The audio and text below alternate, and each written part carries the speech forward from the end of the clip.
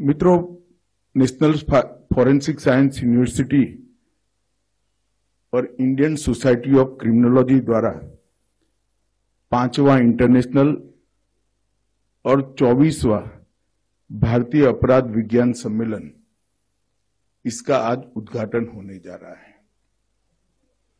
एक प्रकार से एक संयोगी है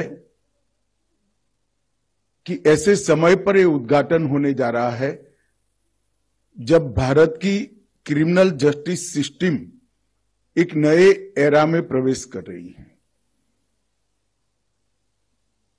भारत 150 साल पुराने तीनों क्रिमिनल जस्टिस के मूल कानून आईपीसी, सीआरपीसी और एविडेंस लॉ को स्क्रैप कर नए कानूनों को इंट्रोड्यूस कर चुका है। और संयोग की ही बात है कि तीनों कानून में जो प्रमुख मुद्दे हैं उसमें 2 मुद्दे इसी कॉन्फ्रेंस से जुड़े हुए हैं। एक तो समय पर न्याय मिले और दूसरा सजा करने के दर को बढ़ाकर अपराधों पर लगाम लगाना।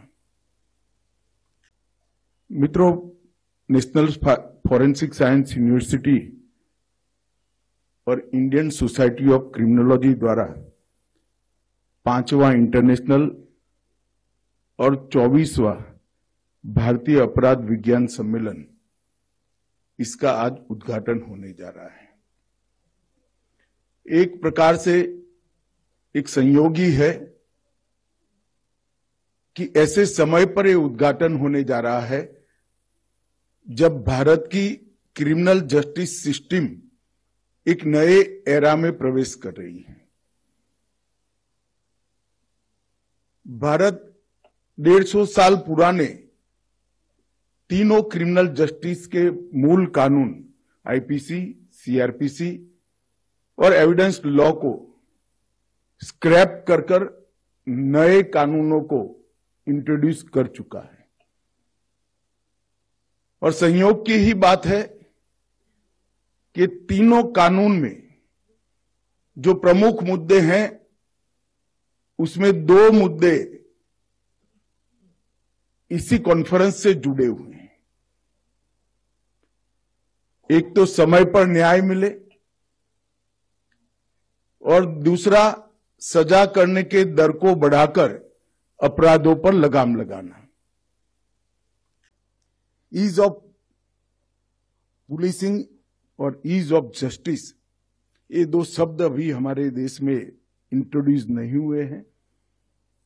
मैं मानता हूं कि ये 3 कानूनों से ईज ऑफ पुलिसिंग और ईज ऑफ जस्टिस, ये दोनों शब्द प्रचलन में भी आएंगे और इसका फायदा भी देश की जनताओं को मिलेगा।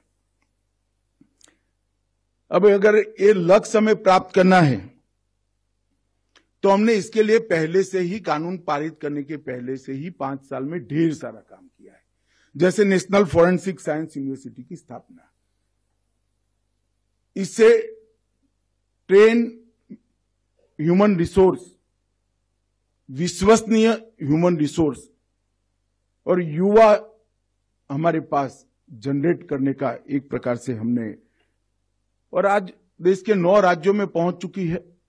और मुझे लगता है कि आने वाले 2-3 सालों में हम और 9 राज्य कवर कर लेंगे, तो कमोबेश हर 2 राज्य के बीच में एक फॉरेंसिक साइंस यूनिवर्सिटी का एस्टैब्लिशमेंट खड़ा हो जाएगा।